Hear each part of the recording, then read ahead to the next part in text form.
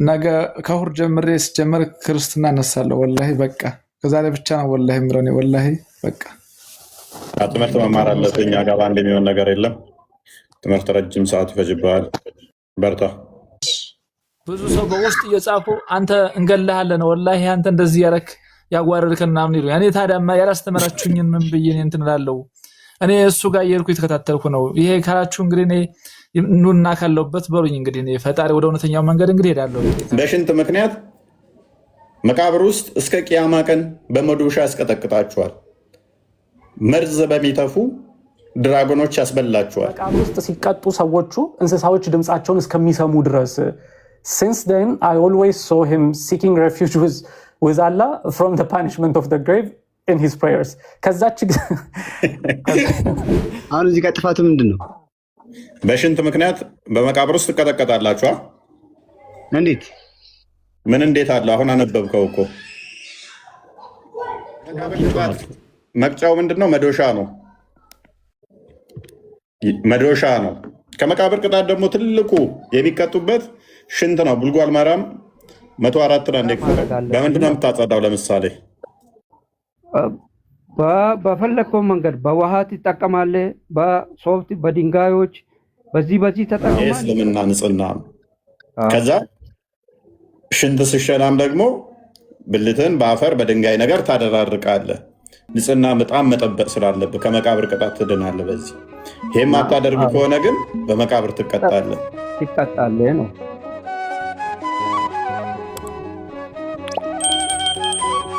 ዛሬ የምንመለከተው የመቃብር ቅጣት ይሆናል ማለት ነው። የመቃብር ቅጣት እንግዲህ እንደሚታወቀው በእስልምና አንድ ለየት የሚያደርግና ዘና የሚያደርግ ቶፒክ አለ። እሱም ምንድነው? እሱ የመቃብር ቅጣት ማለት ነው። ሰዎች ከሞቱ በኋላ በመቃብር ውስጥ የሚቀጠቀጡት ነው እና ቅጥቀጣ መቃብር ዛሬ የምንመለከተው ይሆናል ማለት ነው። እሱን እንዳስሳለን እንመለከታለን እና እሱን እናሳያችሁና ከእስልምና ልትወጡ ከሚገባችሁ ሃይማኖት መሆኑን በዚህ የምታውቁበት ይሆናል ማለት ነው። በመቃብር ውስጥ ተመቀጥቀጥ ስለእናንተ የተገረፈ ስለእናንተ የተቀጠቀጠ በመስቀል ላይ ያለ እሱን ተከትላችሁ ገና ለገና መቃብር ውስጥ እቀጠቀጣለሁ አልቀጠቀጥም ብላችሁ ከመሳቀቅ ህይወት ወደምታገኙበት ክርስቶስ እንድትመጡ ጥሪ እናቀርብላችኋለን። የዛሬ የምንነጋገርበት ቶፒክ በመቃብር ውስጥ ስላለ ድብደባ ይሆናል ማለት ነው እና ብቻ ጌታ ይሰውራችሁ። በመቃብር ውስጥ እቀጠቀጣለሁ ብላችሁ ከምትከተሉት ሃይማኖት ነፃ እንድትወጡ የተዘጋጀ ፕሮግራም ነው ማለት ነው የዛሬው። አርዲ እንኳን ደህና መጣ። ሰላም እንዴት ናችሁ? እግዚአብሔር ይመስገን። ሁላችሁንም ሰላም ብያለሁ። እንዴት ነው? ሱሪን አሳጥረሃል? እሱን ሳሳጥር ነው የቆየሁት። እስከ ዛሬ አላሳጠርክም ነበር? እስከ ዛሬ አልደረሰኝም ነበር ትምህርቱ፣ አሁን ደረሰኝ። እሱን በቃ ስቆርጥ ምን ስል አልስተካከል፣ በአንዱ ሲረዝም በአንዱ ሲያጥር። እንግዲህ ውስጥ ትቀጠቀጣታለህ መቃብር ውስጥ እኩል ካልሆነም አንደኛው ከረዘም አንደኛው ካጠርም። እስከ ዛሬ ድረስ አስረዝመህ ሽንት ሲነካህ ነበር፣ ትቀጠቀጣታለህ። ማርክ ማይወርድ ምን አለ እፎይ ያለውን ያኔ በልጅነት ሰምቼ ቢሆን ትላለህ። አይ አንተ የምትቀጥፈው ነገር አለ። እስኪ መሐመድን ጠይቀው፣ እሱ ይመልስልን። እንኳን ደህና መጣ። እኔ ማለም አልቀጥፍ፣ ማንም ያውቃል። ሀገር ያወቀው ፀሐይ የሞቀው እፎይ ይቀርፋል ከምል ራሴን ባጠፋ ይሻላል ብሎ በአየር የተንሳፈፈ እኔ ሰዋሽ ዶሮ ሲሸና አይተህ ታውቃለህ? አይቻለሁ በለኝ እስኪ። ማስረጃ ካላልክ የግዴታ ነው መረጃ። ያለ መረጃ እናወራም እኛ ወገን። ያለ መረጃ የምናወራው መተንፈስ ብቻ የሚፈቀደው እኛ ቤት ያለ መረጃ። አይ ከሙስሊሞች ይንገሩን እንጂ ዛሬ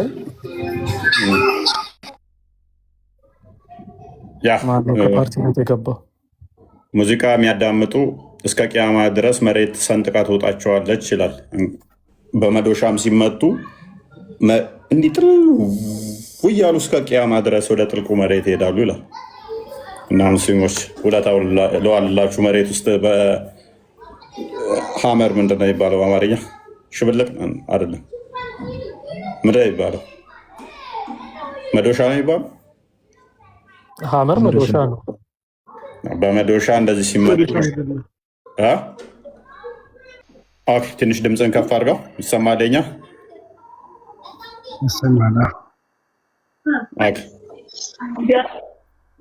መልካም። በመቃብር ቅጣት ታምናለህ? ለምን ልብ ካለ ከእሱ ጋር ታወራ?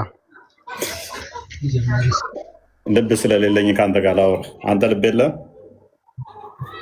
ደደብ ተሰብስበህ ከምታወራ ታዲያ እሱ ደደብ ነው እያልክ ነው ከእሱ ጋር ማወራው? ጆሮዬ ነው እሱ ነው ያለው። ሁሱ ለማለት ነው። ዛሬም ሁሱ የሚል ሙስሊም አለ እንዴ? ከእንቅልፋቸው ያልነቁ አሉ። ይሄ ደስ ይላል።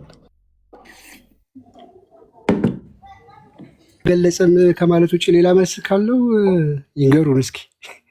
አብዴት አደረገው እንዴ? አልተገለጸም።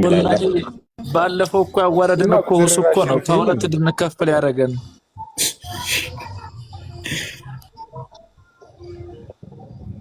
አልተገለጠም። እሱ ነው ሰይድ ጥሩ መልስ እኮ ነው የመለሰው። አልተገለጠም ብሏል እኮ እፎይ። እየሰማሁ ነው። እሱ ፈርተዋል። አንድ ጥያቄ ነበረኝ። ወደ ቶፒኩ በመቃብር ውስጥ የሽንት ድብደባን ታምናለህ?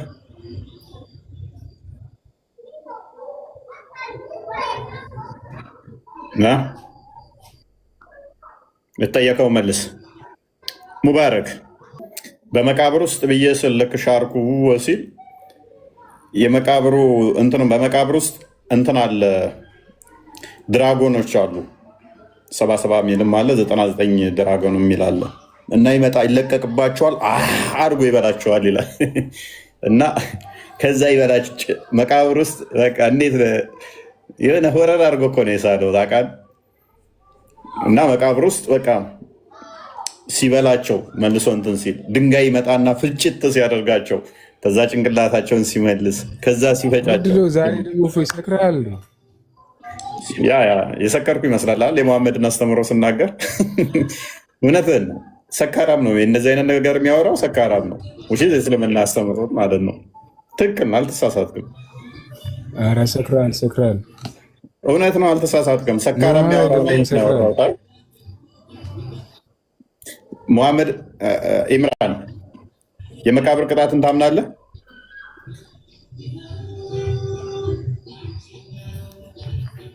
ታምናለህ? አታምንም?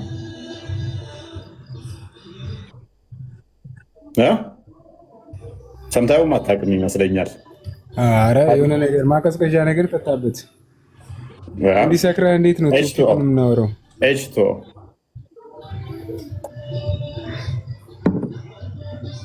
የተጠየቀውን መልስ። የመቃብር ቅጣት ታምናለህ? አታምንም?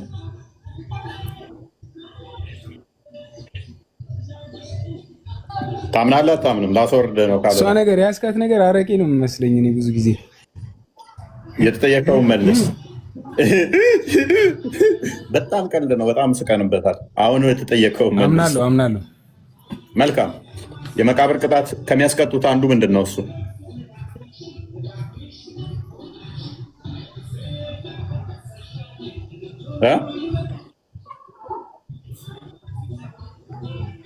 አምናለሁ። ኔትወርክን አስተካክል። ዘፈን በኋላ ቀንስ። ዘፈን እያዳመጥክ ነው። ዘፈን ራሱ አንዱ የመቃብር ቅጣት ከሚያስቀጣህ አንዱ ነው። ምድር ተሰንጥቃ እንዲውጥህ ከሚያደርገው አንዱ ዘፈን ማዳመጥ ነው። አንዋር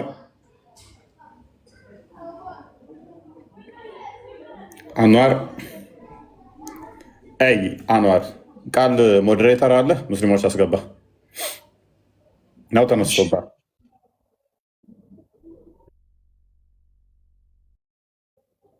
ሙስሊሞችን አስገባ።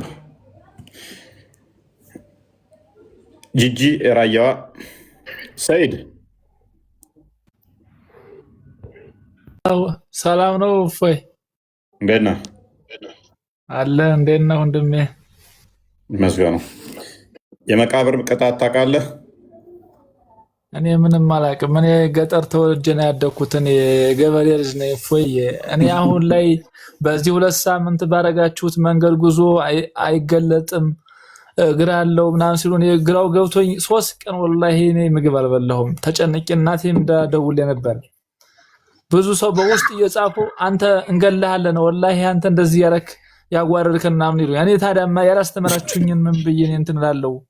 እኔ እሱ ጋር እየሄድኩ የተከታተልኩ ነው። ይሄ ካላችሁ እንግዲህ እኔ ኑና ካለሁበት በሉኝ። እንግዲህ እኔ ፈጣሪ ወደ እውነተኛው መንገድ እንግዲህ ሄዳለሁ። እኔ ታዲያ ላልተገለጠ እንደ ብዬ እመራለሁ? አልኩ። ታዲያ ብዙ ሰው አሁን ብዙ ጓደኞች ይሰጣሉኝ። እኔ ወደ እውነተኛው መንገድ ሄዳለሁ። አሁንም አንተ አልተማርክም ነበረ? አስተምረኝ። አታውቀውም ነበር በፊት? እኔ ምንም አላውቅም ከስራ ውጭ ወንድሜዋ። ያው እሰግዳለሁ ምን እላለሁ፣ ዝም ብዬ ነው የምሄደው። ይመችህ። ተማሪ ወደምተከታተል እንግዲህ ክርስቶስ ይርዳ። እኛ በስጋ የተገለጠውን ሕያው አምላክ ነው የምናመልከው እንጂ ሰንበዲ እግርና ባቱን ተናግሮ ጭንቅላት ይኑረው አይኑረው አልተገለጠም፣ አንገት ይኑረው አይኑረው አልተገለጠም፣ ሆድ ይኑረው አይኑረው አልተገለጠም የሚባል ተጀምሮ ያላለቀ ጣዖት፣ ለአቅመ ጣዖት እንኳን ያልደረሰ ተረከዝና እግሩ ታውቆ ባትና እጁ ታውቆ ጭንቅላቱ ያልታወቀን አካል ከማምለክ ጌታ ይሰውራችሁ። በስጋ የተገለጠ ሕያው አምላክ ነው የምናመልከው። ሕያው አምላክ ስንል ሰዎች ሕያው ያሉት ሳይሆን ሕያው መሆኑን በስጋ ተገልጦ ተናግሮ እኔ የሚያምንብኝ ቢሞት እንኳን ሕያው ይሆናል ብሎ ሕያውነቱን የነገረን ሕያው መሆኑንም ደግሞ በቃሉ ያረጋገጠን የምናመልክነን ሰንበዲ ሕያው የሆነ አምላክ አለ ብሎ ጀምሮ እሱ ያልጨረሰውን ጣዖት አይደለም እኛ የምናመልከው። እርሱ በስጋ የተገለጠ ሕያው አምላክን ነው እኛ የምናመልከው። ስለዚህ ተጀምሮ ያላለቀ ባት አለው፣ እግር አለው፣ ጣት አለው፣ ሌላው አልተገለጠም የሚል ከ124 ሺህ ነቢያትና መልእክተኞች ረሱሎች መጥተዋል። ነገር ግን የነገሩን እግርና ባት ነው የሚል አንከተልም፣ እኛ አንከተልም። እንደው አንዳንድ ነቢያቶቹ እንደው ለ10 አንዳንዱን እንኳን ስላላ ተናገሩ ቢባል አንደኛው እግሩን ቢናገር አንደኛው ባቱን ቢናገር 20 ይሆናሉ። 20 ነቢያት እንደዚህ አንደኛው እግሩን አንደኛው ባቱን አንደኛው ጣቱን ቢናገር አንደኛው እጁን ቢናገር አንደኛው ፊቱን ቢናገር አንደኛው አይኑን ቢናገር አንደኛው ጆሮውን ቢናገር ስንት ሆኑ? 7። በ20 ብናበዛው እንኳን በ10 ከሆኑ 70 ነቢያቶች ነው የሚሆኑት፣ 70 መልእክተኞች።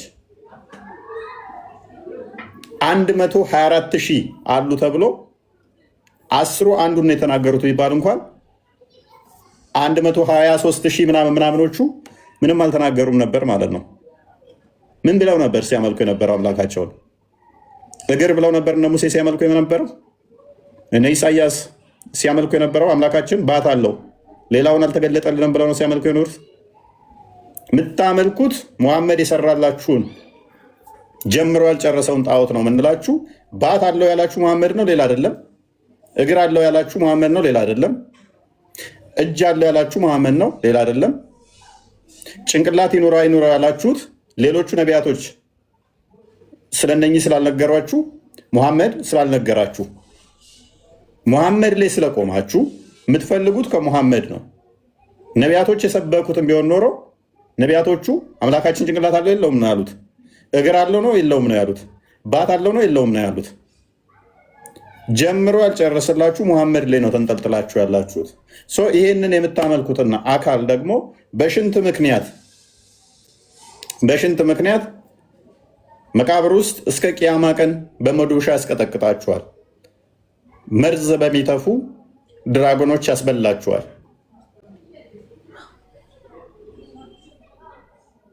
ምንድን ነው እሱ? ምንድን ነው የምታመልኩት ወገኖች? ለምን ቆም ብላችሁ አታስቡ? ለምን አታስተውሉ? እስከ መቼ በጭፍን ዝም ብላችሁ ትመራላችሁ?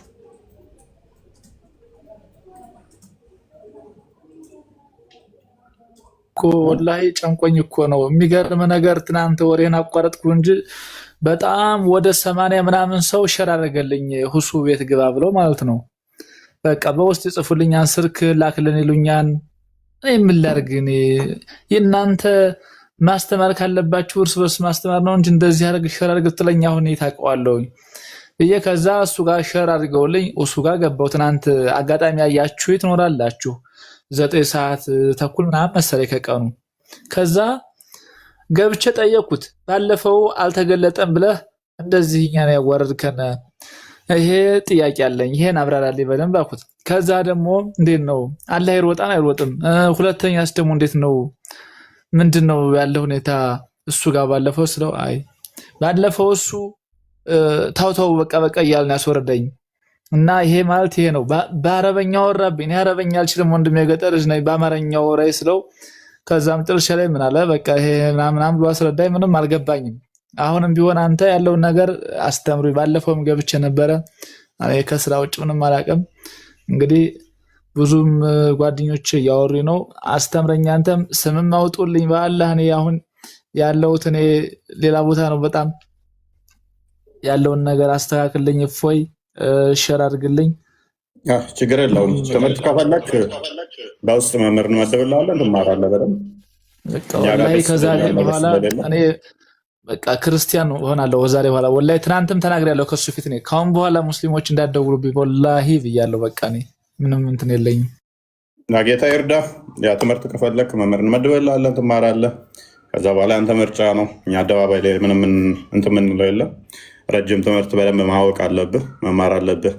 ኤኒዌይስ አሁን በደንብ አስተውሉ ሙስሊሞች። የመቃብር ቅጣት አለ ብላችሁ ታምናላችሁ? የመቃብር ቅጣት ማን ነው ያስተማረው? ከሙሐመድ ውጭ ነቢያቶች አስተምረዋል ወይ? ነቢያቶች ካላስተማሩ ከሙሐመድ ከሆነ የጀመረው እስከ ሙሐመድ ድረስ ያሉ ሰዎች በመቃብር ውስጥ ዘና ብለው አይቀጡም ነበር ማለት ነው። ከዛስ ከሙሐመድ በኋላ እናንተ የመጣችሁ ግን ሽንታችሁ ነክቷችሁ አጫርቃችሁን ተብላችሁ በመቃብር ውስጥ ትቀጠቀጣላችሁ። ስለእናንተ እስከ ሞት ድረስ ነፍሱን የሰጣችሁን ፍቅሩን እስከ ሞት ድረስ የገለጸላችሁ አንቀበልም ብላችሁ በመዶሻ ሽንት ስሸና ነክቶሃል ብሎ በመቃብር ውስጥ እስከ ቅያማ ቀን የሚቀጠቅጥህን ትከተላለህ። ይሄ ፌር ነው? ይሄ ጤናማ ነው? ይሄ ትክክል ነው? አርዲ የሚያሳዝን ነው እንጂ በጣም ያ ቡሃሪ 13-14 አንድ ይክፈትልን ቪኪ። ቅጥቀጣው እኮ ደግሞ ከባድ ነው። ከባድ ጩኸት፣ የሚያስጮህ ጩኸት እኮ ነው።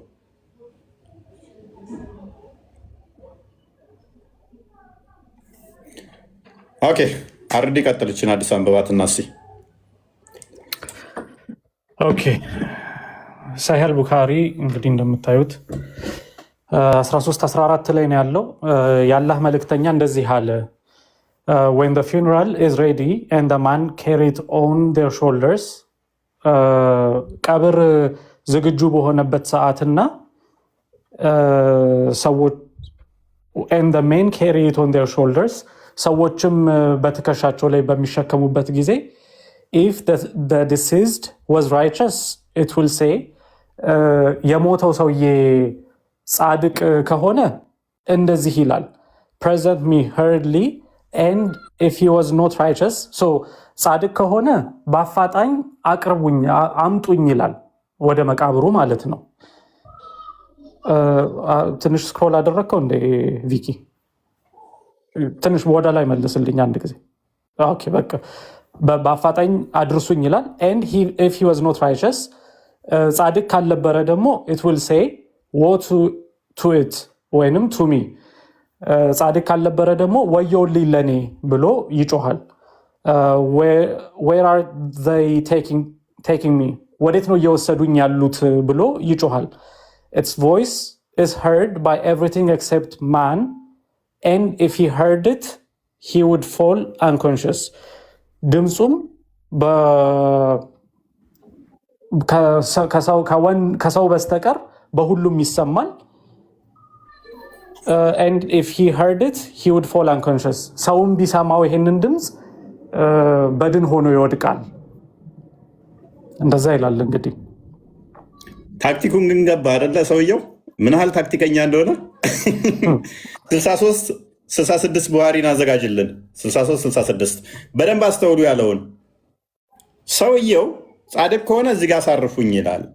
ቶሎ አስገቡኝ መቃብር ውስጥ ምክንያቱም ጎሬው ይሰፋለታል፣ 70 በ70 ይሰፋለትና እንደ ልቡ ይንሸራሸራል፣ ጸሎት ያደርጋል ምናምን ጎሬ ውስጥ ማለት ነው። ጻድቅ ካልሆነ ግን እያለ ይጮሃል። በጣም ነው ድምፁ የሚያስተጋባው፣ ሰዎች ግን አይሰሙትም አለ። ሰዎች ካልሰሙት ያው ይጮሃል ብሎ ሾግር አለቀ በቃ። ማሜ እኮ አራዳ ነች። የሚሰሙት ማናቸው? ዛፍ ነው የሚሰማው አለ። ዛፍ መስሚያ ያለው እንዴ? ሰውየው ሲጮህ ዛፎች ናቸው የሚያደምጡት። ለጅኒዎች ቀራውላቸው ምስክር ማን ነው ሲባል ዛፍ እንዳለው በጣም ይጮሃል ሬሳው ያለ በጣም ሰዎቹ ቢሰሙት ፌንት ይነቅላሉ ሁሉም። ግን እናንተ አይደላችሁ የምትሰሙት ዛፍ ነው የሚሰማው አለ።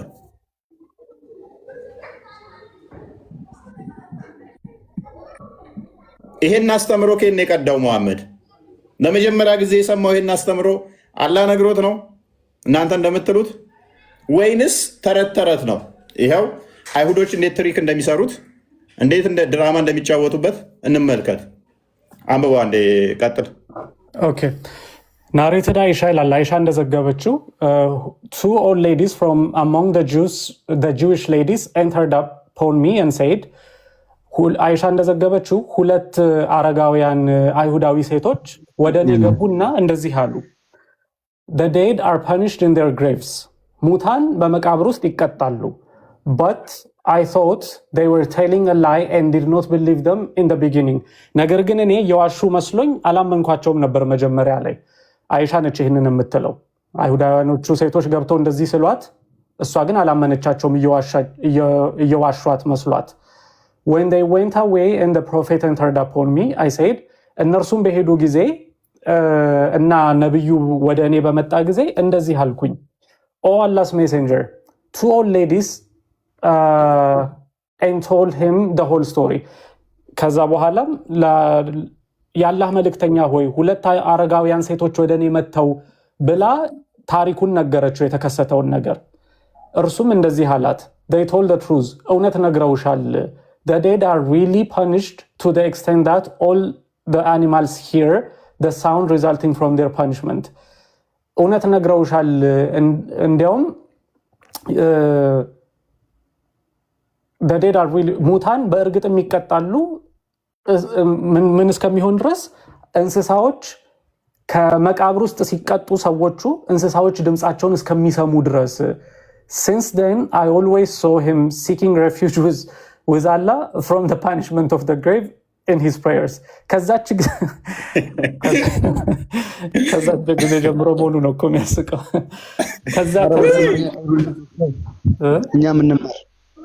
ከዛች ጊዜ ጀምሮ ይሄንን ከነገረኝ ጊዜ ጀምሮ ሁል ጊዜ አያዋለሁኝ ያለህን መልእክተኛ ከመቃብር ቅጣት ራሱ እንዲጠበቅ ሲጸልይ ሁል ጊዜ አያዋለሁኝ። ከዛች ጊዜ ጀምሮ ይሄንን ከነገራት ጊዜ ጀምሮ አይሁዳውያን ሴቶች መጥተው አይሻን አናግረዋት አይሻ ሄዳ ከጠየቀችው በኋላ መሐመድ አዎ ልክ ነው ብሎ ከመለሰላት ጊዜ ጀምሮ ከዚህ ጊዜ ጀምሮ እሱ መጸለይ ጀመረ ከመቃብር ቅጣት እንዲ። አይሁዶቹ ያለው ተንኮለኛ ናቸው። በጣም ተንኮለኛ ስለሆኑ የሆነ ነገር ይሉታል። መሐመድ እውነት ይመስለውና መገለጥ ያደርገዋል። ሃይማኖት ነው ያርገው የሚመሰርተው እና እንግዲህ በመጽሐፍ ቅዱስ ላይ የለም ይሄ በመቃብር ሽንት ነክቶ ትቀጣለህ ምናምን የሚባል ተረት ተረት የለም። አይሁዶቹም ብለው ለአይሻ በመቃብር ውስጥ እኮ ሰዎች እየተቀጡ ነው ምናምን ነገር ሲሏት አላመነችም። ምክንያቱም እሷ አታውቅም፣ አልሰማችም። ከዛ ወደ አማርኛ ቀይርለት ወደ አማርኛ ቻትጂፒቲ። ከዛ ምን አለችው? የሆኑ አይሁዶች መጥተው እንዲህ ሲሉ ሰማዋቸዋል። አዳመጠና ይሄ ነገርማ እውነት ነው አለ። አዎ በመቃብር ውስጥ ይቀጣሉ፣ ሲጮሁ ግን እኛ ማንሰማው እንስሳትና ዛፍ እየሰማቸው ስለሆነ ነው አለ። ሰው ቢሰማቸው ፌንት ይነቅላል። ስለዚህ እንደዛ ነው አለ። ከዛን ቀን ጀምሮ ከመቃብር ቅጣት አስጥለኝ እያለ ጸሎት ማድረግ ጀመረ። ኔክስት አሳያችኋለሁ። ቆሞ መሽናትም አቆመ። ቁጭ ብሎ ሆነ ሚሻ ነው ማለት ነው። ሽንት እንዳይነካው ቁጭ ብሎ የሚሸጠው። ለዛ ነው መሐመድ ጆሮ ነው ያሉት በዘመኑ የነበሩ ሰዎች።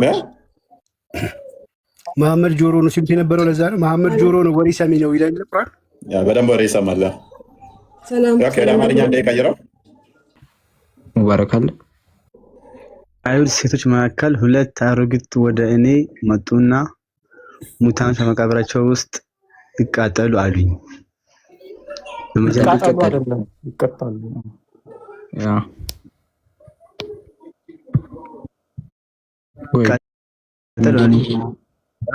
አንብብልኝ። እሺ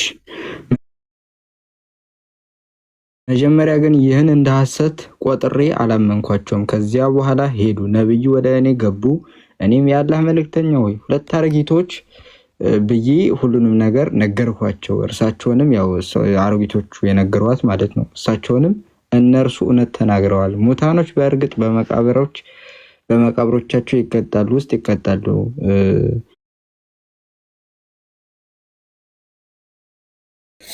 መቃብር ቅጣት ትቀጣላችሁ የሚል ታመጣልኛለህ።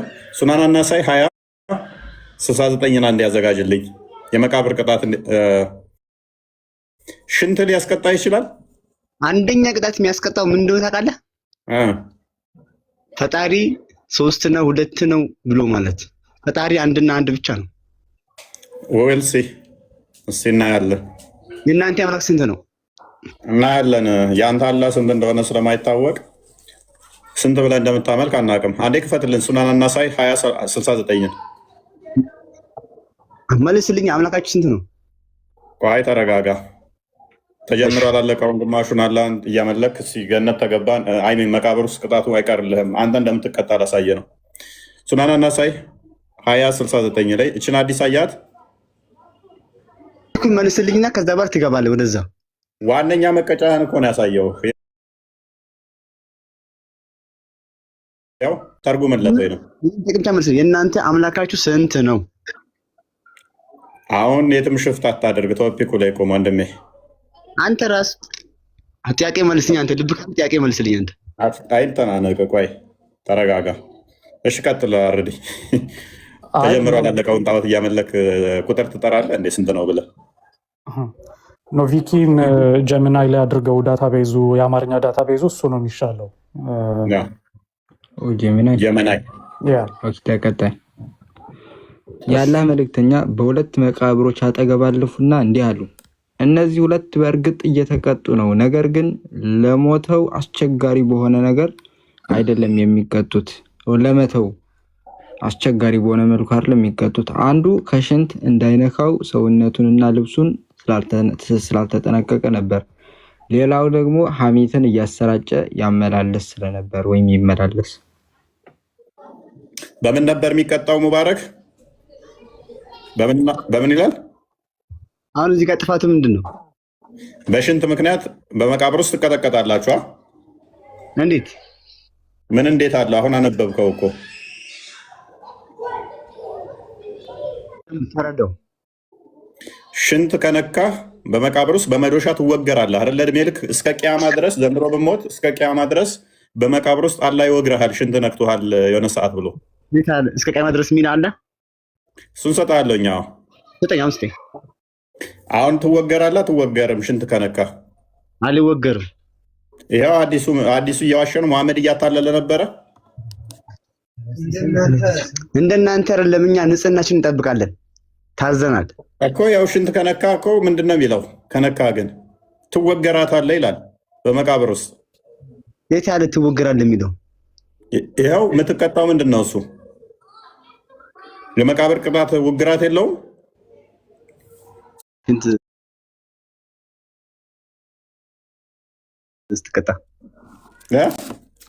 ሰዎቹ መቃብር ውስጥ እየተቀጡ እየጮሁ ያያቸው ሲቀጡ እየጮሁ የነበረው በምን ምክንያት ነው? ሽንት ነክቷቸው ሳይወገሩ ነው የጮሁት የተባለው እኮ። ሽንቱን ሰምቶ ማያደራርቅ ሰው ነው የተባለው እኮ። ሽንቶሽ አላደራረቀም። ስለዚህ ወገራታል አይወገርም ካላደራረቀ።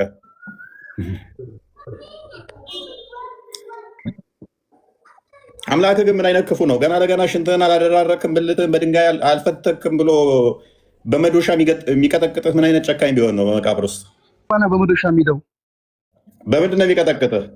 ሌላ ነገር ጥላ አታውራ። በመዶሻ የሚለው አሳያለሁ። በመዶሻ እንደሚወግርህ አንዴ ክፈትልኝ።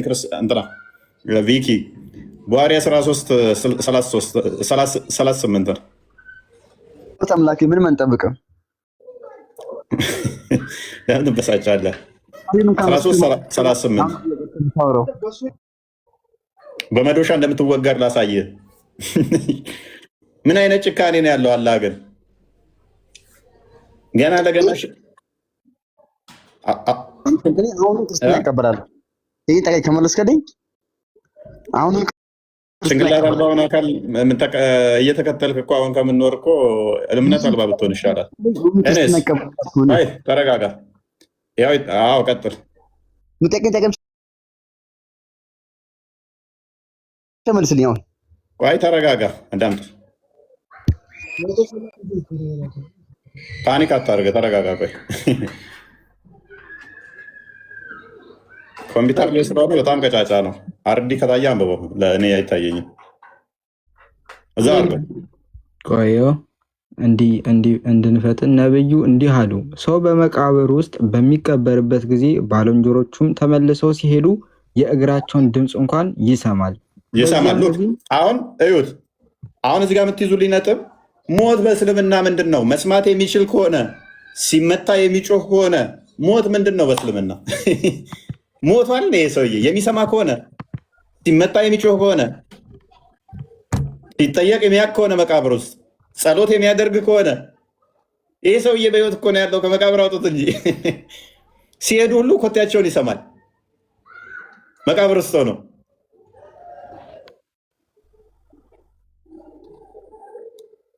ሲመታ ያመዋል ይላል፣ ይጮሃል። ይህ እኮ አልሞተም፣ በህይወት እኮ ነው ያለው። አውጡት ከመቃብር። በህይወት ያለ ነው። መልስልኝ ነው። ቆይ ተረጋጋ ሙባረክ። ቀጥል። እንትና ጨርሰው አልበፈጠረ ጠቂ መልስልኝ። በዚያን ጊዜ ሁለት መላእክት ወደ እርሱ ይመጣሉ፣ ወደ እርሱ ይመጣሉ። ስለዚህ ሰው ሙሐመድ ምን ትል ነበር ይሉታል ብለው ሲጠይቁት ምን ይላል? እርሱ የአላህ ባሪያና ይጠይቁታል። መላእክቱ አስቀምጠው ሰውየውን ቁጭ አድርገው ጥያቄ ይጠይቁታል፣ ቃለ መጠይቅ ያደርጉለታል። መላእክት ይመጡና አስቀምጠው ስለዚህ ሰው ምን ትላለህ ብለው ይጠይቁታል። አንድ የሚጠይቁት ምንድነው? እርሱ የአላህ ባሪያና መልእክተኛ መሆኑን እመሰክራለሁ ይላል። ስለ ሙሐመድ ምን ትላለህ ብለው ነው የሚጠይቁት። ይመሰክራል።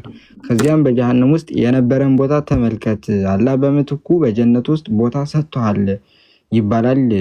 ሰውየው ያው ሲመሰክር ሻሃዳ ሲይዝ በሙሐመድ።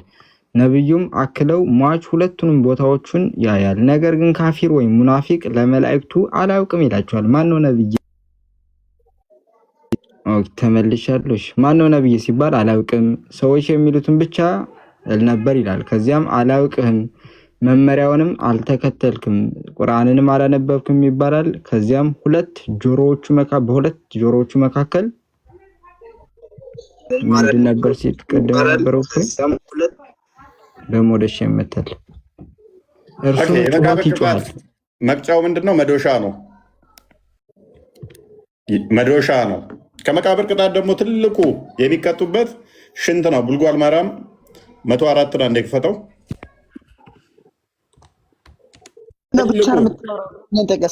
አሰማ ነው። ተረጋጋ። ትልቁ የመቃብር ቅጣት ከሚያስቀጣው አንዱ ደግሞ ሽንት ነው። ማስረጃ ቡልጓል ማርያም 104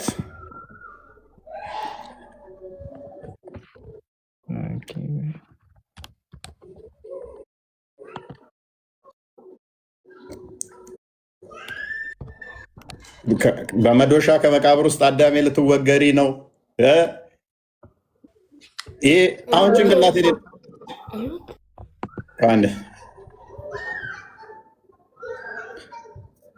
እሺ፣ ሜሬም እሺ፣ ይሰማል። እንኳን ደህና መጣሽ። እንኳን ደህና ቆያችሁ።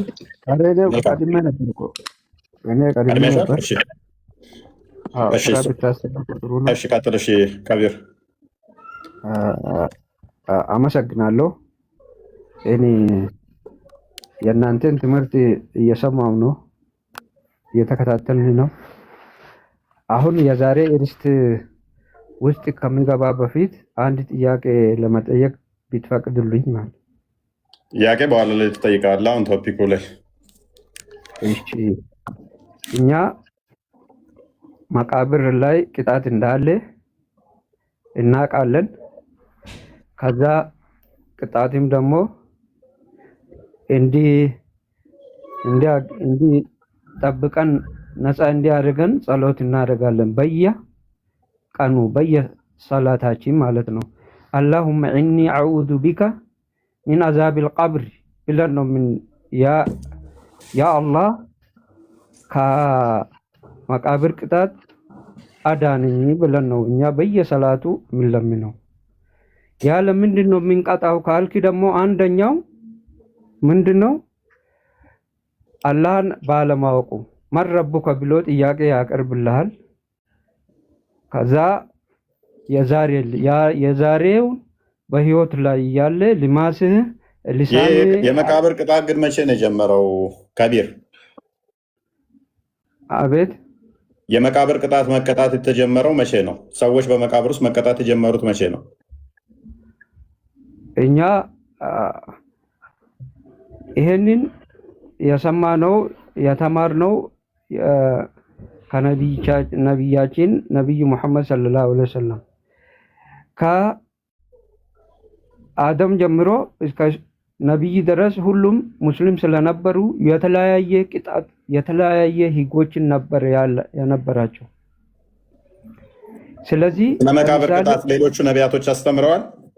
ለምሳሌ ዓለም በህይወት ከዓለም ላይ የጠፉ በኑሆ ጊዜ በውሃ የተቀጡት ዛሬ እኛ ስለ ምድር አይደለም ምን ያወራሁት ልንገሪ ስለ መቼ ለማለት ነው የሚፈልገው። መቼ ነው ለማለት ያልከው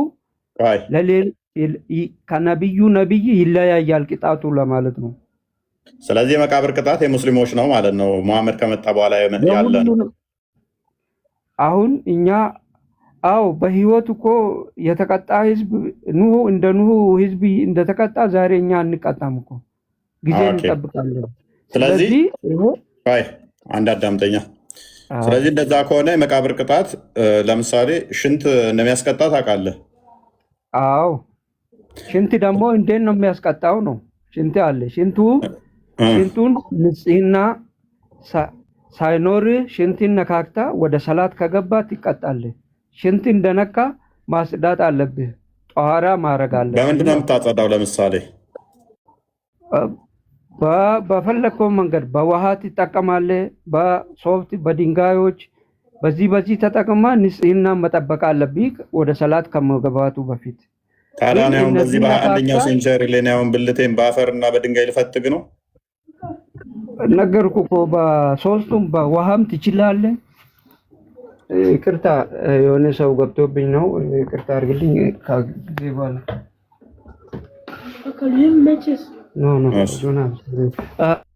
መጣሁኝ ጨርሻለሁና ግን ቅጣት ሽንቱ በነካቱ ብቻ ሳይሆን ሽንቱ ከተነካ በኋላ ወደ ነጃዛ ይባላል። ነጂስ ከነካ ሰላት መግባት አትችልም ነው። እግዚአብሔርን አላህ ካቢር መነጀስ ከሆነ እሺ፣ ጽድት ብለህ ታጥበህ ሴት ልጅ ከነካህስ ንጹህ የሆነች ሴት ብነካ እሱ ሌላ ታሪክ ነው። አሁን እሱ ሌላ ይነጅሳል አይነጅስም? ወደ ሰላት ብትሄድ እንደዛ እሱ ነው። እሱ እኮ አሁን እያልኩ ያለሁት አንዱ የእግዚአብሔርን ማወቅ ነው። የመቃብሩ ቅጣት ምንድን ነው ያልከኝ? እኔ አሁን ስለ ሽንቱ ነው ከነጃሳ ጋር በተያዘ ላይ ነኝ። ሽንቱ ከነጃሳ ጋር አሁን ንጽህና ጉዳይ ከሆነ ጽድት ፏ ብለህ ቆንጅዬ አበባ የመሰለች እንደው አይደለም ልነካት ስታያት የምታጓጓን ስወሰውስ ነው ብነካ ትነጀሳላት? ትነጀስም? እንደው ስታልፍ እጇን ነካሃት ወይም ትከሻዋን ነካሃት? እሱ ነጂሳ አይባልም። ነጃሳ ሳይሆን እሱ ሌላ ትምህርት ነው ያለው። ሰላት ተቀባይነት አለው? አይ ተቀባይነት የለውም። ስለዚህ በምንድን ነው ጧር? ስለዚህ እንዴት ነው እሱ የምታደርገው? ውሃ ካጣ ምንድን ነው የምታደርገው? ስለሱ ሌላ ውሃ ካጣ እሷን አሁን ምንድን ነው የምታደርገው? ብነካት እሱን በነጃዝነት አይደለማ በሌላ መንገድ ነው እኮ። ምንድን ነው የምታደርገው? ውሃ ካጣ ምንድን ነው የምታደርገው? አሁን እሷን ነካሃት። አዎ ችግሩን ታስወግዳለህ። በምን ውዱዋን ነው የሚፈተልህ። ተመልሰው ውዱዋን ታደርጋለህ። ውዱዋን ታደርጋለህ ነው የምታደርገው። ውሃ የለም እንበል፣ በአፈር ትጠቀማለህ። ስለዚህ ወይም በአፈር የሆነ በአፈር እንትን ብለህ ውዱ ታደርጋለህ አይደለ? ከዛ ትሰግዳለህ። ህግጋት አለ። ይሄ ነው። መልካም። አሁን ጸሎትህ እንዳይፈርስ ቆንጅዬ ችክ ችክ የሚለው ቃል ኤኒዌይስ ቆንጆ ሴት ነካህ፣ ውዱህ ይፈርሳል። ከዛ አንተ ንጹህ ለመሆን በጣም ንጽህና የተጠበቀ እንዲሆን በአፈር ትታጠባለህ። ይህ እስልምና ንጽህና ነው። ከዛ ሽንት ስሸናም ደግሞ ብልትን በአፈር በድንጋይ ነገር ታደራርቃለህ።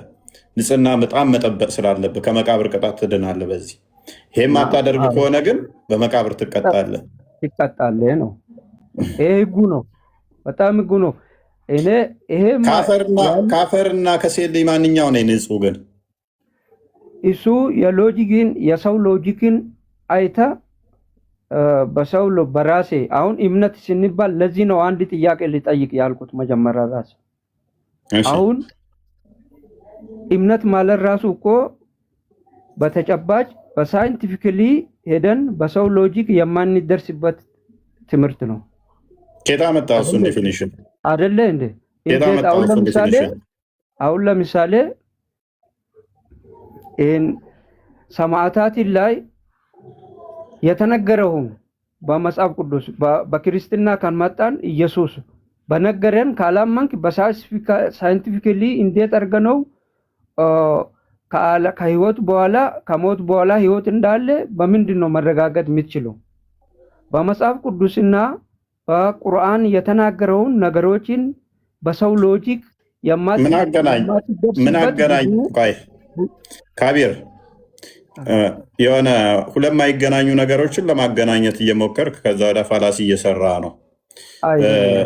ቆይ እኔ ብልቴን ሽንቴን ሸንቼ ንጽህና ለመጠበቅ ድንጋይ ይዤ ብልቴን በድንጋይ መፈተግ ለሌላ በሽታ መዳረግ ነው። በአፈርም መጥረግ ለሌላ በሽታ መዳረግ ነው። ንጹህ ሴትን ነክቼ እኔ ሰላቴ እንዳይበላሽ እንትን ብዬ ወደ ይበላሻል ብዬ በአፈር መታጠብ፣ በአፈር ውዱ ማድረግ ለምሳሌ አልቦኝ ከሆነ መግማማት መጨመላለቅ እንጂ መንጻት አይደለም። ይሄ ምንም ሳይንስን ፕሩቭ የሚያደርገው ነው። ቀላል ኢዚ ነው። ምን አይነት ባክቴሪያዎች ወደ እኔ ሊያመጣ ይችላል አፈሩ? እሷን ብነካት፣ እጇን ብነካት፣ ትከሻዋን ብነካ ነው የሚያቆሸኝ? ወይንስ ደግሞ በአፈር የሞቀኝን ያላበኝን ብታጠብ ነው የምቆሽሸው? ብልቴን በድንጋይ ብጠርግ ባይዘ ብዙ አይነት በሽታዎችን ያመጣብሃል። የትኛው ነው ንጽህና? ኦቪየስ ነው፣ የታወቀ ነው። አምላክ የምትለው ደግሞ አካል በዚህ ምክንያት ብልትህን ገና አላደረክም አድርቀሃል ብሎ እንደ ህፃን ልጅ እንደንትን በመቃብር ውስጥ ሲቀጠቅጠኝ ማለት ነው።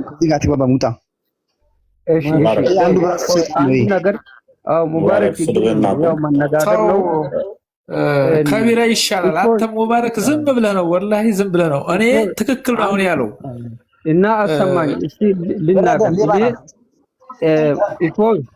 እኔ ለማለት ሊጠይቅ የፈለኩት ማለት ብዙም አማርኛ ስለሚችል ይቅርታ አድርጉልኝና አሁን ለምሳሌ በክርስትና አስተምሮ ክርስትና ያልተቀበለ ሰው ካፊር ይባላል እንበልና አላህን እግዚአብሔርን አያውቅም፣ ኢየሱስን አያውቅም። ሰዎቹን ወደዛ ለመጥራት በምን አይነት ዘዴ ነው ቤተክርስቲያን የሚያዘው? አሁን አንተ በሳቅ እንደዚህ በማቆላሸት ነው እንዴት ነው?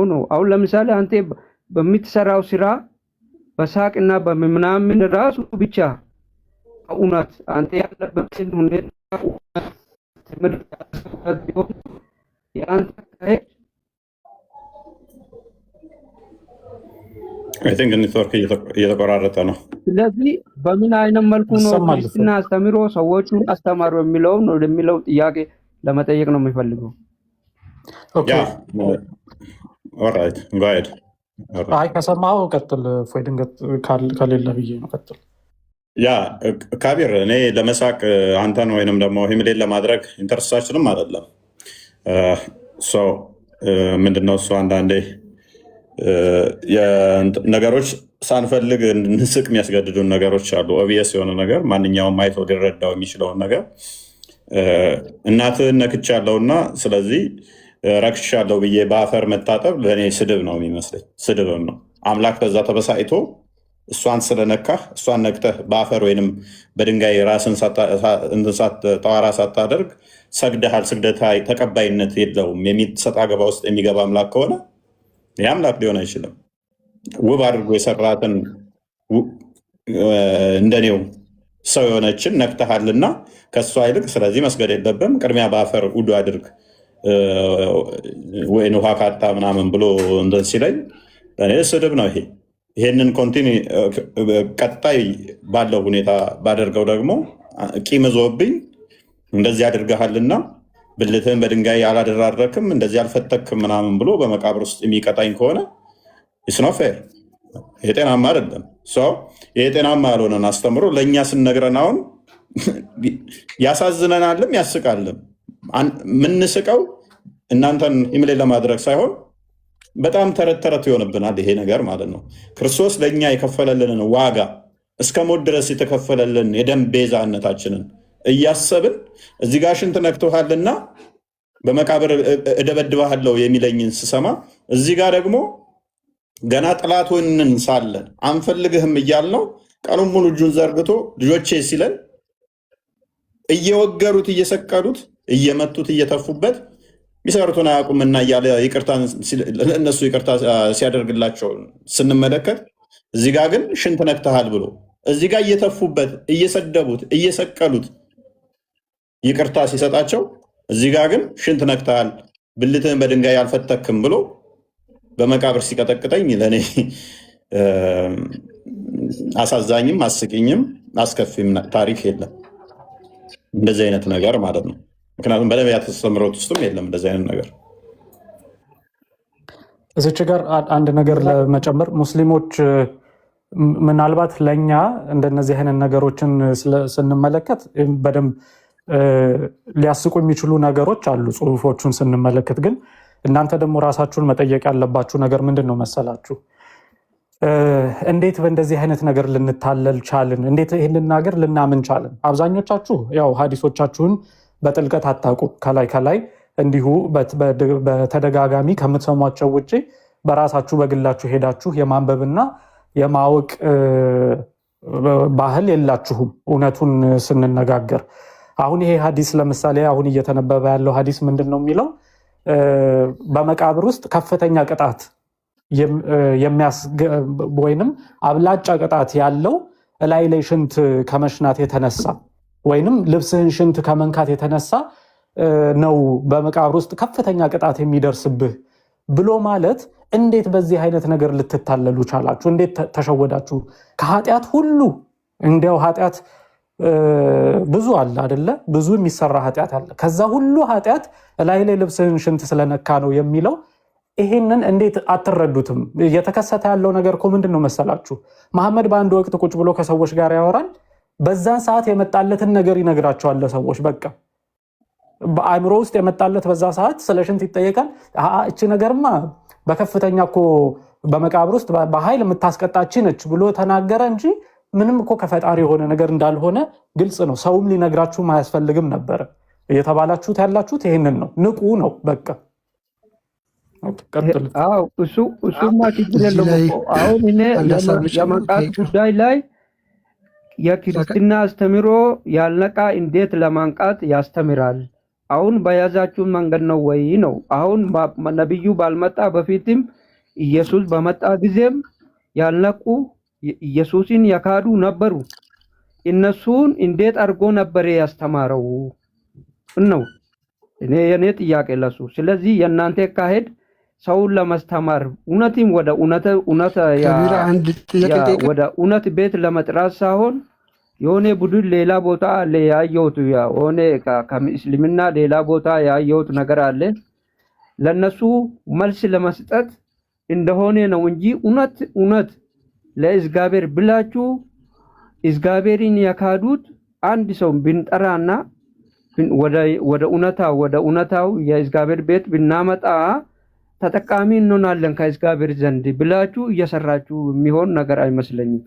ይሄን የሚለው ለማመስለን አይመስለኝም የሚለው ነገር እፎው በዘመድኩም ቤት ገብቶ ፕላንና እቅዱ ምን እንደሚሆን እነሱን ለመፍታት ምናምን ብሎ ሲናገር ቁጭ ብዬ ሲሰማ ነበር። ከቢራ ወደ ሌላ ቦታ ወሰድከውና አውት ኦፍ ቶፒክ አረከውና ዋና ሐሳቡን እኮ በቀላሉ ብትረዳው ምናልባት ከሰማኝ አድመጠኝና ትመለስልኛለህ ወይ? አንድ ጊዜ ቆይ። እንግዲህ አስቡት መግደል ወይ ደግሞ ሰውን መስደብ እንደዚህ ማንቋሸሽ አይ ቲንክ ከባድ ወንጀል ናቸው የሚባሉ ሰዎች ደግሞ ኢንቴንሽናሊ ሆን ብለው አውቀው የሚሰሩት ስራ ነው። ይሄ ግልጽ ነው አይደል? ምክንያቱም ኢንቴንሽናሊ የሚሰራ ስራ ነው። አንድ ሰውን መግደል፣ ኃጢአቶች፣ ነገሮችን መስራት። አንድ ጊዜ ትቀጥላለህ።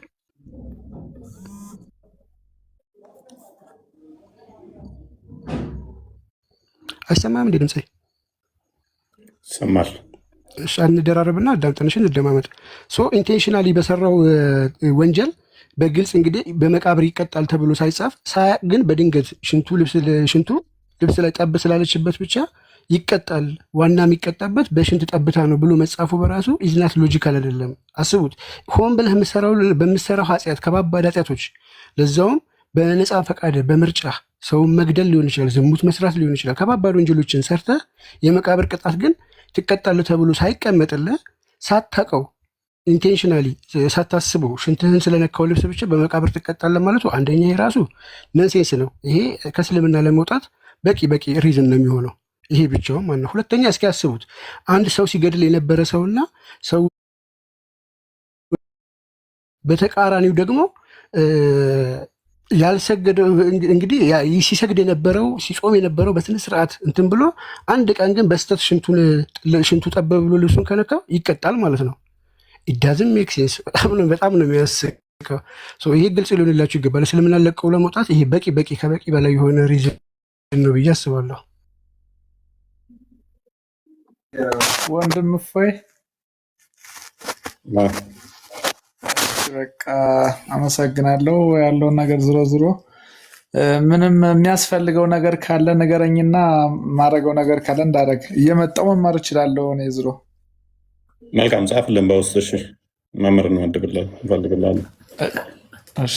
እሺ በቃ ሁላችሁንም እወዳለሁ ከጎን እንድትሆኑ። ያው እንግዲህ ማለት እኔንም መጽፉልኝ በውስጥ የሆነ ነገር የምትሉኝም እንግዲህ ፈጣሪ መቻሉን ይስጣችሁ። እኔ ሰው ወደ ተመቸው መንገድ ነው የሚሄደው። ነገ ከእሑድ ጀምሬ ስጀምር ክርስትና እነሳለሁ። ወላሂ በቃ ከዛሬ ብቻ ነው ወላሂ የምለው እኔ ወላሂ በቃ ትምህርት መማር አለብህ። እኛ ጋር በአንድ የሚሆን ነገር የለም። ትምህርት ረጅም ሰዓት ይፈጅብሃል። በርታ። ኦኬ፣ በደንብ አስተውሉ። ራሂም እንኳን ደህና መጣ። ራሂም ይሰማል? እንዴት ነህ? ኦኬ፣ ሶሪ ሴት ነሽ? ችግር የለም። ይቅርታ። ሙስሊም ለአንተ ስብሓነከ ኢኒ ኩንቱ ሚነ ዛሊሚን።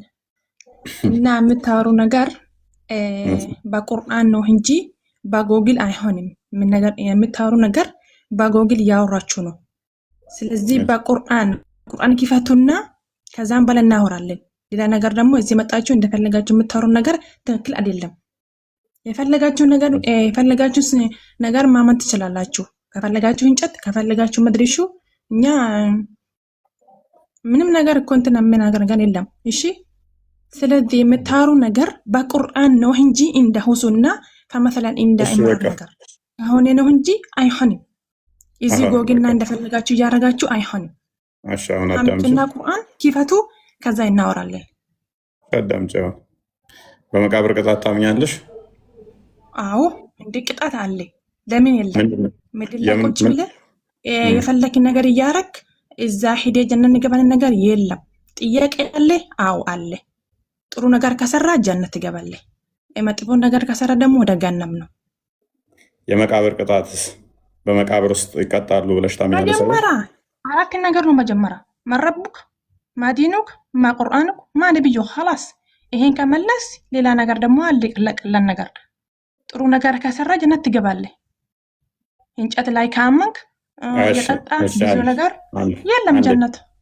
አንዴ ይሄን ያልሽውን ማረቡክ ምናምን ተብለሽ የምትጠየቂውን አፋን ኦሮሞ ሀሳብኑ ዲፈሞ ጂኒ ሀዬ ተስገባይ የልቀባ አሁን ያልሽውን አንቺ ከቁርአን ላይ ማስረጃ ከሰጠሽኝ እኔ ንዝዝ ስራ አቆማለሁ። ምን ነገር ማለሳ የመቃብር ቅጣት አለ። ከዛም እንደዚህ ማነው አምላክ እንደዚህ ተብለን እንጠየቃለን። ከዛ በኋላ እንደዚህ ያልሽውን አንድ ጥቅስ ብቻ ከቁርአን ላይ ከሰጠሽኝ እኔ ንዝዝ ስራ አቆማለሁ። خلاص afaan oromoo sittaasaa jannata yaani qabrii keessatti gaafin jiraa jette eeyyumaa gaafin ni jira. Tokkoffaan rabbii kan kee eenyu jedhamee gaafatama. Lammaffaan dammoo nabiyyiin kan kee eenyu jedhamee gaafatama. Inni sadaffaa amantiin kee eenyudha. Inni afuraffaa immoo quraanni kan kee eenyudha hin gaafatama. Kana gaafa deebistee waan duniyaa tana irratti hojjette badallee ta'ee gaariillee ta'ee siif katabama. Sigalee gaafa kanarratti irri guddaan kan kee wanna bareeda yoo daladde jannata galta. Rahiim sabboontuu dhaga'iika. Waan amma jettee quraana irra hin jira moo hin jiru? Hin jira haa bani kaatu shi barsaa jirtaa mi bani? Suuraa kamirra jira? Suuraa kamii ati ni beektamii beennan fidaa fi asirra barsaa jirtaa mi yoo beenne maa barsiistare asirra teette? Ani hin jiru jechaan jira bar. Hin jiru. Yoo jiraate suuraa fi ayaa isaa natti himi. Injiru jette ati injiru jettaare gaafii qabrii keessaan jira moo injiru jettaati? Quraana keessatti hin ibsamne. Hin ibsamne? Yaa. Ati immoo quraana jettee mini? Quraanaan amantaa miti? Ishee. Soo akkasa yoo ta'e ragaa nu kennine. Quraanatti amanuu moo? Miti. Gaafii qabrii keessa hin gaafatamtu kana. Quraana keessatti yoo jiraate ragaa nutti kenni. Ragaa nu kennuu dandeessaa? Moo hin dandeessu? Gaafin afran kun hin gaafatamu jechuu feete moo hin gaafatama jechuu feete? Gaafatamu baate dhimma kiyya mine bara. Ni gaafatama yoo jette. Dhimma kan kee kan taane maaliif wanta googilii irratti hiitanii raawwattanii fiddanii barsiisu maayyaaltu qara? Ragaa fiduu hin dandeessu? Ragaa ati baasi kaa'anii barsiirraan barachuun jirraa miiree ragaa akkanaattu jira. Gaafii akkanaa yoo gaafatamtan gannatan seentan gadi dhufi dhiqa. Hin jiru. Quraana keessatti hin jiru. Wanta kana hin ibsamne iyyuu. Kanaafuu musliimni akka jiruun azaaba galachuudha ree? Egaa gaannama galtu bara. Galatoomuu daafuu afaan oromoo illee akka beektu himanteedha har'a. Har'a qofa dhageessee yaadaan jira. Garuu jechuudha wanta barsiisuu barbaadan tokko yoo jiraate akka imraaniititti kana irraa fi dabalee keessatti laata. Akkanumatti dubbachaa jirta bara. Dhaga'i. Ragaan qabdu kanaafuu quraana baasaa ta'ii quraana keessatti akkas jettee dubbatte wanta ati dubbatte amma quraana keessa hin jiru. Ragaa malee dubbatte.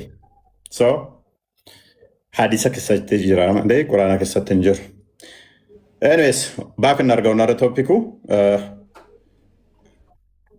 ያወራችሁ ቁርአን ውስጥ የለም፣ ሐዲስ ላይ ነው ያለው።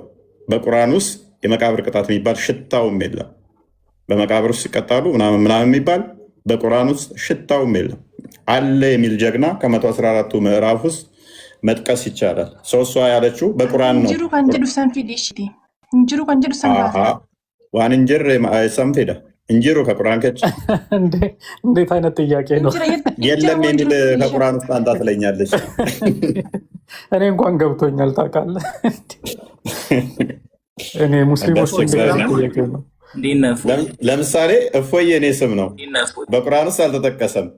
እፎይ የሚባል ሰው የለም የሚል ቁርአን ውስጥ አንጣልኝ ማስረጃ እንደማለት እኮ ነው። እኔ ቁርአን ተበርዟል ብዬ ስነግራቸው ተበርዟል የሚል ከቁርአን ውስጥ አምጣልኝ ይሉኛል። እንዴ ነች ሰላም ነው አሊ ጋሊድ ከድር ሶሪ እራትን ምንድነው የበላው? ካካ ነው? ያ መሐመድ አፍ ውስጥ ነው የምጸዳዳው ከሆነ ምን ካካ በላለው። ሱናን አቢ ዳውድ 67 ላይ ሙስሊሞች የኔን ካካ እንዲጠጡ መሐመድ ፈቅዶታል። መሐመድ ደግሞ ሱናን አናሳይ 326 እና 327 ላይ መሐመድ ራሱ ካካውን እንደ ሾርባ ይጠጣው ነበረ። ምክንያቱም ውሃ በምንም ነገር አይቆሽሽም ብሎ ስለተናገረ ማለት ነው። እራትን ሰጥቼ ላኩ።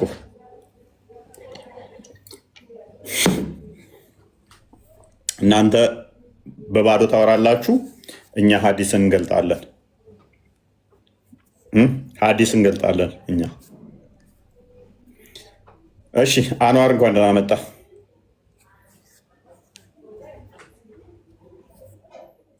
አንዋር አንዋር ኧረ ተው አንዋር አውራ ተው አውሩ ሲቀበል በሉ። መማር ይፈልጉ ናቸው ብዛት እኔ ጋ የሚመጡት አሁን ላይ። እሺ የመቃብር ቅጣትን ማን ነው ያስጀመረው? መሐመድ። ነቢያቶችስ አያውቁትም? ነቢያቶች ይህንን አስተምሮ አያውቁትም። ይሄ ቂመኛ ነው ይመስለው፣ በቀለኛ አስተምሮ ነው። ሽንት ነክተዋል ብሎ በመቃብር ውስጥ የሚቀጠቅጠኝ አምላክ ማን አይፈልግም? ያውም ጭንቅላት የሌለው በጣም የሚከብደው ደግሞ ገሃነም ውስጥም ደግሞ በእግሩ ይረግጣቸዋል፣ ይጠቀጥቃቸዋል። ይህ በጣም ቂም ነው። በቃል እኔንማ በስመ አብ እኔ እውነት አላህ የእውነት አምላክ ቢሆን እኮ በቃ ተረከዙን እኔ ላይ ነው የሚያሳርፈው ነበር። ያ ምናልባት ቅድም ሲያወራ የነበረው ልጅ ወጥቷል መሰለኝ። እንደዚህ አድርጋችሁ ወደ ክርስትና ሰው ለማምጣት ምናምን ብሎ የተለያየ ኮመንት ሲያደርግ የነበረው ልጅ ግልጽ እንዲሆንላችሁ ሌሎቻችሁም ሙስሊሞች ያላችሁት እየተሰበካችሁ ያላችሁት እየተነገራችሁ ያለው ነገር ትክክል እንዳልሆነ እንድትረዱ ነው። መጀመሪያ አብዛኞቻችሁ፣ አንዳንዶቹ እግዚአብሔር የረዳቸው ልባቸው ክፍት የሆነ የእስልምናን አስተምሮም እያወቁ ክርስትናውን መረዳት የሚችሉ አሉ። አብዛኞቹ ግን መጀመሪያ እስልምና የጫነባቸውን ትምህርት ማስወለቅ ያስፈልጋል። እስልምና ያስቀምጠባቸውን ኮፍያ እሱን ማስወለቅ ያስፈልጋል። ለዛ ነው ማንኛል ክፎ የአራት ደግሞ ድፍረቱ አንተ ይገባል ደግሞ እኮ ልኮ ሄዶ ሙስሊሞች ጋር ሊቀመጥ ነው እኮ ገብቷል ብሎ ይህን እኮ አንዱ የሙስሊም ንጽጽር የሚሰራ ይሆናል እኮ። መቼም ክርስቲያኖች እንደዚህ አይነት ቆሻሻ ነገር እየሰራችሁ ነው አይደል? እንደዚህ የምትሰሩ ክርስቲያኖች ካላችሁ ባካችሁ ስራ ጠብቁ፣ ንስሐ ግቡ። ደግሞ ድፍረቱ ገስት ልኮ ይገባል እንጂ አንደኛውን ፎሎ እያደረጉት ከኔ ራሱ በልጧል እኮ። ከአራተኛው አካውንቴ በለጠ ባንዴ።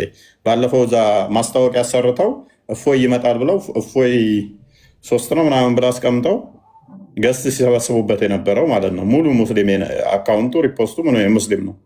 ካሳየን በኋላ ሪፖስቱን እንዳለ አጠፋው። አሁን የኔም ቪዲዮዎች ወስዶ አካውንት ተዘግቶ ነው ያኛው የሚል ወስዶ እያቀናበረ ፎሎ ወደ 20 ሺህ ገብቷል በአንዴ ማለት ነው። ሳታዩ ዝም ብላችሁ ፎሎ አታርጉ፣ ዝም ብላችሁ ላይክ አታርጉ፣ አካውንት ቼክ አርጉ እኮ ማንም አይሰማችሁም። ያ ጭንቅላት የሌለውን አላህን ቢሰብኩበት ማን ያዳምጣቸዋል? አምላካችን ባት ነው ቢሉ ማን ይሰማቸዋል? ጭንቅላት የሌለው አካል ነው አምላካችን ቢሉ ማን ያዳምጣቸዋል?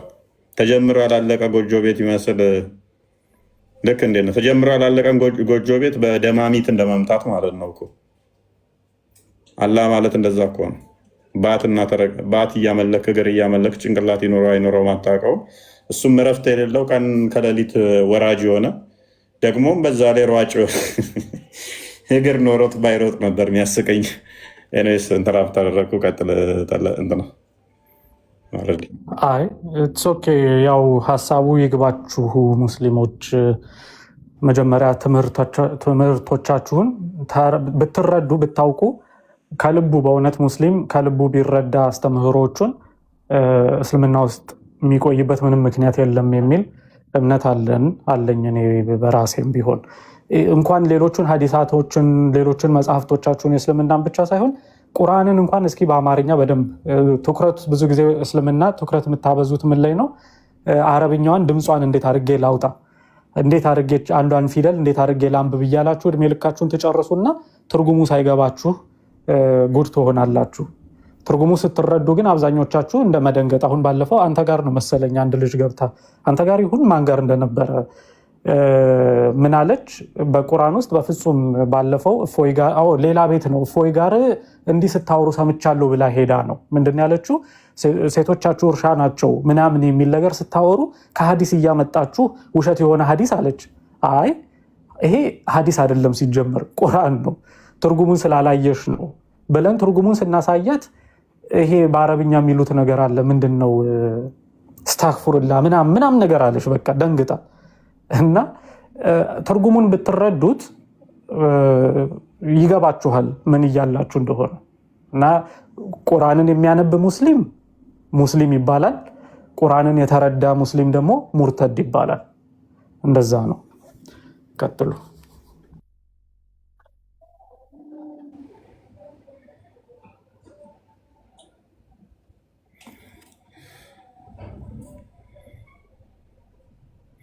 ትክክል። ቴንኪው ድጋሚ የገባው አሁን ደግሞ እንፈልገህ ነው። ኧረ ሲሚትን አንሳ እናውራ። ክርስቲያን ነህ? ክርስቲያን ነህ? አቶ እፎይ ክርስቲያን ነህ ወይ? ለማንኛውም ለብሎክ እያመቻቸው ስለሆነ ነው ያስገባው። አዎ እፎይ የክርስቲያን ነኝ።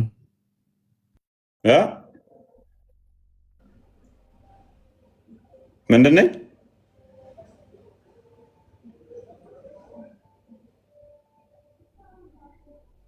ምን አልክ?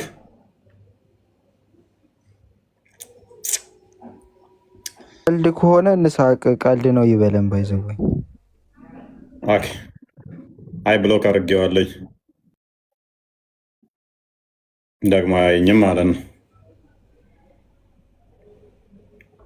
ኤኒዌይስ እንደዚህ አይነት ጨምላቆችን ብልግና ነው አይደለም። የኔን ስምና ፕሮፋይል አድርጋችሁ የኔን ፕሮፋይል አድርጋችሁ ማንኛውም ቦታ ላይ እንድትገኙ አልፈልግም። የኔን ፕሮፋይል እንድታደርጉት አልፈልግም። እንደዚህ አይነት ሰዎች የሰዎችን እንትን ኢሚቴት የምታደርጉ የማስመሰል ጤናማ አይደለም። በራሳችሁ ማንነት መስራት ትችላላችሁ። ሰዎችን አስመስለው እንትን ማለት ሌብነት፣ ወንጀል፣ ይሄ ጥሩ አይደለም። ከዛ እሱ አሁን በሚጽፈው እፎይ ጻፈ ሊባል ማለት ነው።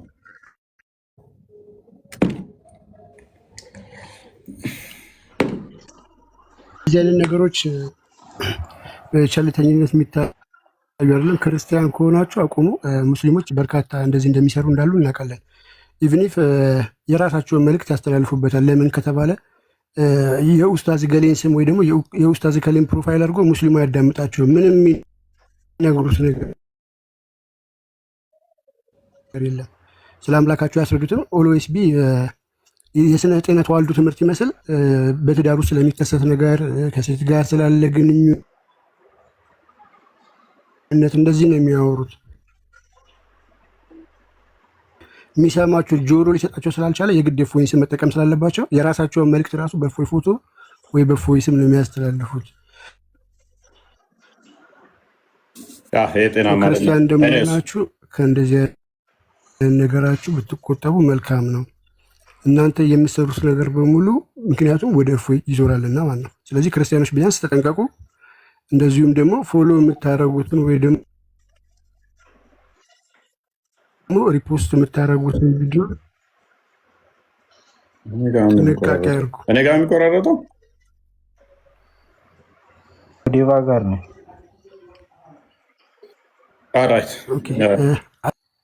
አልሐምዱሊላህ ዝም አልክ። በቃ ሚዩት አድርገው። ይቆራረጣል እንትን አልሐምዱሊላህ ጀሚላ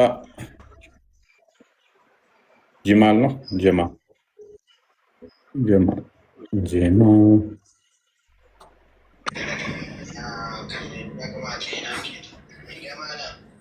ሰማል ጀማል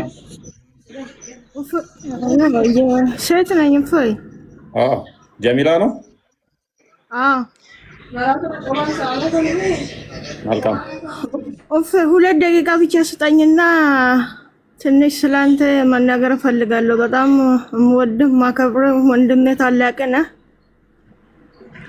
አንተ የምትሰራ ስራዎች እኔ በነገራችን ላይ ኦርቶዶክስ ሙስሊም አይደለም ጴንጤ ነኝ። በጣም ምጸልይልህ እህት ነኝ። እኔ አረብ ሀገር ላይ ነው ያለሁት። ያኔ አንተ ላይ ብዙ ነገር ሲነሳ እዚህ ያልቅሰን ስንጸልይልህ ነበርና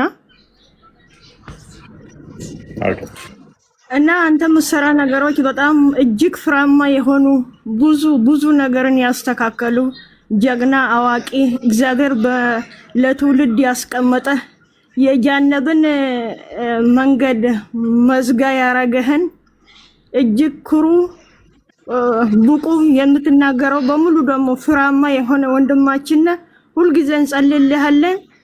ምንም ቢሆን አንተ መቼም አሸናፊ ነህ። በያዝከው ነገር በርታ።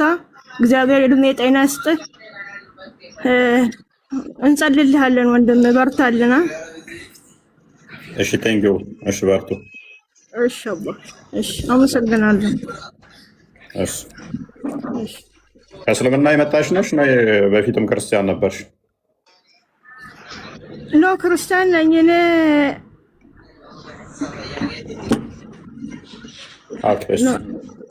እፎይ የሆነ ጥያቄ ጠይቂ እያለችኝ ነው እህቴ።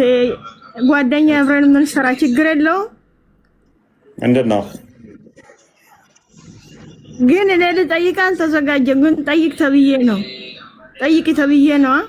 ራሷ አትጠይቅም እንዴ ካዳ? እሺ ነይ ጠይቂ። ምን እንደምትለው በእኛ ወይንም በክርስትና ሃይማኖት ውስጥ ማርያም አማላጅ ናት አማላጅ አይደለችም የሚለውን ነገር እንድታረጋግጥልን ፈልገን ነው።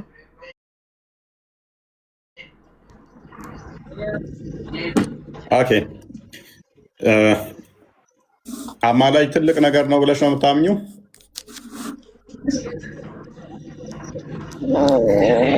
እኔ እንጃ ያኔ ያ ከአማላጅ በላይ እኛ የጌታ እናት ነች ብለን እናምናለን። ኦፍ ኮርስ ትክክል ነው። አዎ እኔም እደግፋለሁ ይሄንን ቃል። ያ ምልጃ ልመና ነው። አንዱ ስለሌላው የሚለምን ነው። ከዛም በላይ ማንም ያልተሰጠ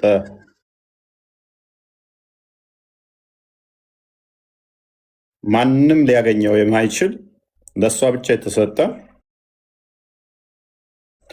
ምን አለ?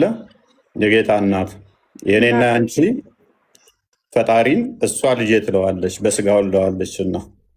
ትክክል። ማንም አስቀድሞም አልነበረም፣ በሷ ጊዜም አልነበረም፣ ወደፊትም አይኖርም፣ አሁንም የለም። ምን ክርስቶስን በስጋ የወለደች ልጄ የምትል እሷ ብቻ ነች። የጸጋ ሙላት ያላት እሷ ብቻ ነች። ልጄ የአምላኳን የምትል እሷ ብቻ ነች። ምልጃ ለቅዱሳን የተሰጠ ጸጋ ነው።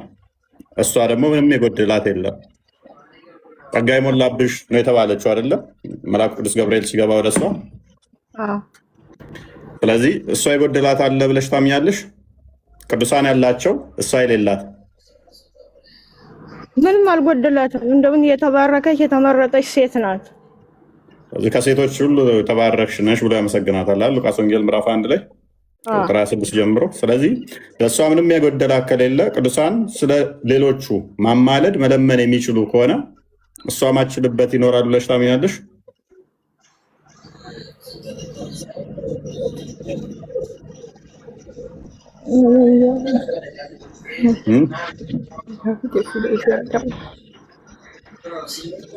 ማማለድ ትችላለች። ለምን ምትል እሷ ልጇን ሲጀመር ጸልያ የማታገኘው ነገር የለም። ቢኮዝ እሷ ቅዱስ የተባረከች የተመረጠች የተለየች ስለሆነች እሷ ለምና የምታጣው ነገር የለም። ስለዚህ ቅዱሳን ስለኛ ይማልዳሉ፣ ይለምናሉ፣ ይራዳሉ ካልን እሷን ነጥለን አችልም ትችላለች የሚለው ውስጥ አንገባም ማለት ነው። የጎደላት ምንም ነገር ስለሌለ የጸጋ ሙላት ያላት ስለሆነች ቅዱሳን ስለኛ የሚለምኑ የሚራዱ ከሆነ ከኛ ጋር እንደ ደመና የከበቡን ዕብራውያን ምዕራፍ 12 ነው እንደሚናገረው እንደ ደመና የከበቡን እነኛ ስለኛ የሚራዱ ከሆነ ከቅዱሳን አንዱ እሷን ነጥለን ትለምናለህ ለምንም የሚል ሙግት ብዙ የሚያዋጣ አይመስለኝም። አጥኛ አንቺ በተረፈ እሺ ወንድም ሁልጊዜ ላይቭ ላይ ስገባ ደስ ይለኛል። ስራዬን ጨርሼ ባልጨርስ ራሱ ያንተን ድምፅ ስሰማ አስተምሮትን በጣም ነው የምከታተለው። ጌታን በጣም ነው የማከብረው። እድሜ ጤና ይስጥፈይ። ጌታን አንተ አይናችን ነህ። እሺ በርቺ። እሺ ቴንኪው። እሺ ወንድም አመሰግናለሁ። እድሜ ጤና ይስጥ። እሺ